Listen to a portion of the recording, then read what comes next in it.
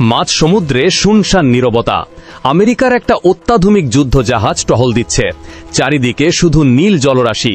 জাহাজের রাডারে অস্বাভাবিক কিছু নেই, ক্রুরাও একেবারে নিশ্চিন্ত। কিন্তু হঠাৎ করে জাহাজের খুব কাছে জলের নিচ থেকে বিকট শব্দ করে একটা বিশাল কালো দানব ভেসে উঠল। আমেরিকার নাবিকদের রীতিমতো চোখ কপালে ওঠার জোগাড়, কারণ তাদের চোখে ঠিক সামনে ভেসে উঠেছে রাশিয়ান একটি ভয়ঙ্কর নিউক্লিয়ার সাবমেরিন।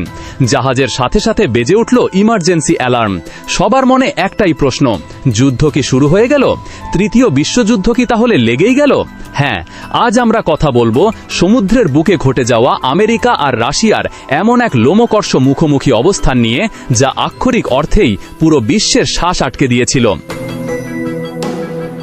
আমরা সবাই জানি আমেরিকা আর রাশিয়ার সম্পর্ক কখনো খুব একটা ভালো ছিল না। স্থলের রাজনীতি তো আছেই, কিন্তু এই দুই পরাশক্তির আসলে স্নায়ুযুদ্ধ চলে সমুদ্রের অতল গভীরতায়। আমেরিকান নৌবাহিনী সব সময় দাবি করে সমুদ্রের ওপর তাদের একছত্র আধিপত্য রয়েছে। তাদের বিশাল বিশাল এয়ারক্রাফট ক্যারিয়ার আর ডেস্ট্রয়ারগুলো পুরো বিশ্ব জুড়ে দাপিয়ে বেড়ায়। কিন্তু জলের নিচে রাশিয়ার সাবমেরিনগুলো যে দাপট, তা আমেরিকার এই অহংকারকে বারবার চ্যালেঞ্জ করে এসেছে। রাশিয়ার নিউক্লিয়ার সাবমেরিনগুলো এতটাই সাইলেন্ট আর অত্যাধুনিক যে এগুলো সমুদ্রের নিচে একেবারে নিঃশব্দে আমেরিকার যুদ্ধজাহাজের খুবই কাছে চলে আসতে পারে, আর আমেরিকান সোনার সিস্টেমে তার অস্তিত্ব ধরায় পড়ে না। ঘটনাটা ঠিক এমনই এক টহলদারি সময়ে। আন্তর্জাতিক জলসীমায় প্রায় সময় দুই দেশের নৌবাহিনী একে অপরের উপর নজরদারি চালায়।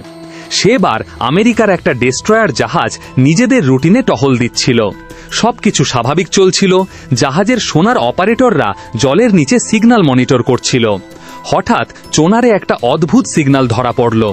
সিগন্যালটা এতটাই কাছে ছিল যে নাবিকরা বুঝতেই পারছিল না এত বড় একটা অবজেক্ট তাদের রাডারে কেন আগে ধরা পড়ল না। তারা কিছু বুঝে ওঠার আগেই জাহাজের খুবই কাছে জলের বুক চিরে বেরিয়ে এলো এক বিশাল রাশিয়ান সাবমেরিন। জলের বিশাল ঢেউ আছড়ে পড়ল ডেস্ট্রয়ার গায়ে। মুহূর্তের মধ্যে আমেরিকান যুদ্ধজাহাজে হাই অ্যালার্ট জারি করা হলো। বেজে উঠল জেনারেল কর্স অ্যালার্ম। সমস্ত সৈন্য তাদের পজিশন নিয়ে নিল। জাহাজের অ্যান্টি সাবমেরিন মিসাইল আর মেশিন গানগুলো সোজা তাক করা হলো সাবমেরিনটির দিকে। পরিস্থিতি এতটাই উত্তপ্ত হয়ে উঠল যে কেউ একজন যদি ভুল করে ট্রিগার চেপে দিত, তাহলে হয়তো সেই দিনেই তৃতীয় বিশ্বযুদ্ধ শুরু হয়ে যেত। রাশিয়ান এই সাবমেরিনগুলো সাধারণ কোনো সাবমেরিন নয়। এর ভেতর লুকিয়ে থাকে ভয়ঙ্কর সব নিউক্লিয়ার অরহেড আর টর্পিডো। ইয়াসিন ক্লাস আর আকুলা ক্লাসের মতো এই সাবমেরিনগুলো নিমিষের মধ্যেই আজ তো একটা যুদ্ধজাহাজকে সমুদ্রের বুকে ডুবিয়ে দিতে পারে। চোখের সামনে এমন এক মৃত্যুকে ভেসে উঠতে দেখে স্বয়ং আমেরিকান কমান্ডারের বুক কেঁপে উঠেছিল। কিন্তু সবচাইতে বড় প্রশ্ন হল, রাশিয়ান সাবমেরিনটা হঠাৎ করে আমেরিকান যুদ্ধজাহাজের সামনে এভাবে ভেসে উঠল কেন? সাবমেরিনের কাজই তো হলো লুকিয়ে থাকা। প্রথমত, সাবমেরিনটিতে হয়তো কোনো মেকানিক্যাল ত্রুটি দেখা দিয়েছিল, যার ফলে তারা বাধ্য হয়ে জলের উপরে উঠে এসেছিল। কিন্তু দ্বিতীয় কারণটি আরও বেশি ভয়ঙ্কর। অনেকের মতে এটি ছিল রাশিয়ার এক ধরনের সাইকোলজিক্যাল গেম আর পাওয়ার প্লে। রাশিয়া আসলে আমেরিকাকে এই মেসেজ দিতে চেয়েছিল যে তোমরা নিজেদেরকে যতই শক্তিশালী ভাবো না কেন, আমরা চাইলে তোমাদের এত কাছে চলে আসতে পারি যে তোমরা টেরও পাবে না। আমাদের সাবমেরিন তোমাদের যুদ্ধজাহাজদের ঠিক নিচে ঘাপটি মেরে বসে আছে। এটি ছিল এক চরম সাহসিকতা আর দম্ভের প্রদর্শন। বেশ কিছুক্ষণ ধরে এই দুই দানব একে অপরের দিকে অস্ত্র তাক করে দাঁড়িয়েছিল। দুই পক্ষের মধ্যে কোনো গুলি চলেনি, কিন্তু নীরবতার মধ্যে দিয়ে যে উত্তেজনা ছিল তা যেন কোনো চরম যুদ্ধের চাইতে কম ছিল না। সাবমেরিনের উপরের অংশে রাশিয়ার নাবিকদেরও দেখা যাচ্ছিল। তারা খুবই শান্তভাবে পরিস্থিতি পর্যবেক্ষণ করছিলেন, যেন কিছুই হয়নি।